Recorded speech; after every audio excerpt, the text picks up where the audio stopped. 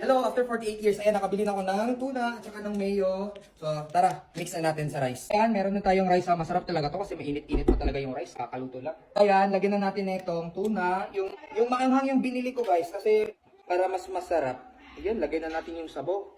Namihan ko naman ng rice kasi may sabaw. Mix-mix lang. Ayan, so na-mix ko na. Lagay na natin yung mayo. Lagay na natin ito lahat para masarap. Tapos na, kainan tayo. Ayan, ito na. Buksan na natin, guys. Ay, legit. Oo. Taste test, ha? Ang sarap niya, guys. Grabe. Guys, binigyan ako nila ng ganito, ha? Ang sarap. Ang sarap siya, kasi hindi siya masyadong maalat.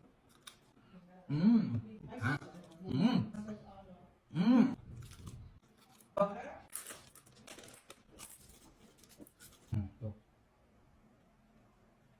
Dami? Dami ito! Hotdog. Kami.